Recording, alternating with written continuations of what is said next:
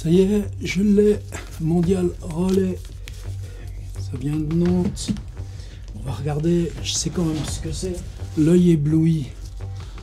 C'est le nom d'un texte que Georges Perec fait en préface à une suite, un livre d'une photographe qui travaille sur les trompe-l'œil architecturaux. Pourquoi ça me plaît d'avoir marqué l'œil ébloui? Là, chez moi, c'est que c'est aussi une maison d'édition à Nantes. Un gars qui s'appelle Thierry, un jour je reçois un message et dit vous savez que Georges Perec, comme Stendhal avait fait La Chartreuse de Parme en 53 jours, a voulu faire un livre en 53 jours, ben justement c'est posthume, c'est son dernier boulot, et il dit eh ben moi j'ai eu l'idée de demander à 53 auteurs 53 livres sur Georges Perec, chaque livre faisant 53 pages. Tu te dis, le gars, toc toc, mais après tu te dis, un gars qui est toc-toc comme ça, tu vas pas dire non. Tu lui dis, bah ouais, on y va. Alors, moi, ça tombe bien. L'idée, elle était assez simple. Tu vois, j'ai ma collection d'espèces d'espace. C'est toujours le même livre, mais à mesure qu'ils s'usent, je le renouvelle. Et il y a plein de choses bizarres dans l'espèce d'espace. Ça parle des portes, mais ça parle pas des fenêtres. Ça parle d'escaliers, mais il laisse la page toute blanche jusqu'en bas.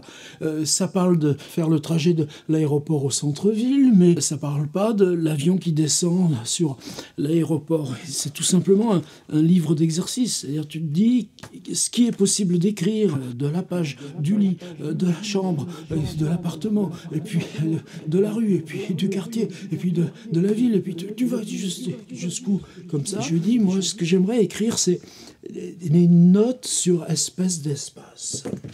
On regarde. Alors.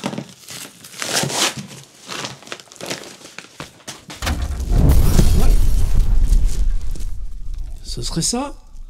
François Bon, l'espace commence ainsi. C'est une phrase de Perec dans Espèce d'espace.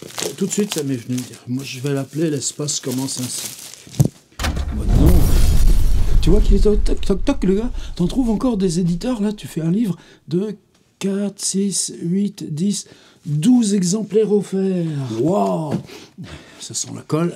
C'est bien. Et maintenant, note sur Espèce d'espace. Et Espèce d'espace, ça ira ensemble. Dire son Perec en 53 livres de 53 pages par 53 articles. Et l'autre papier, il est super gentil parce qu'il en sort une salve de 4. Et en plus, la prochaine salve de 4, elle est déjà prête. Je vous avais dit qu'il s'appelle Thierry Baudin-Hulin. Ben, c'est normal. Il fait le premier tome. Je crois qu'il s'est réservé aussi de faire le dernier. Donc il raconte son histoire avec Perec. Je l'ai lu en PDF déjà. Comment il en est venu à ce projet? Comment il est venu à penser et construire ça? Il y a Georges Perec avec un autre olympien, Jacques Bins. Tu vois le titre? 50 choses qu'il ne faut tout de même pas oublier de faire avant de mourir. Ça fait 53 pages. Ben ouais, ça fait 53 pages. Et il y a même un fac-similé, là, comment Perec avait écrit ça sur sa machine à écrire. Là. Ou encore, par exemple, régal à lire. Et le quatrième, ben...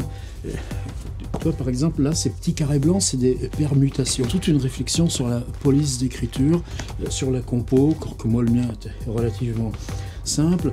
C'est un collectif de graphistes à Nantes qui s'appelle Yokna. Comme c'est basé sur la question de permutation, ça aussi, j'ai vu le PDF. Tu l'ouvres, ben, c'est que de la typo. Des réflexions et des exemples de typo sur...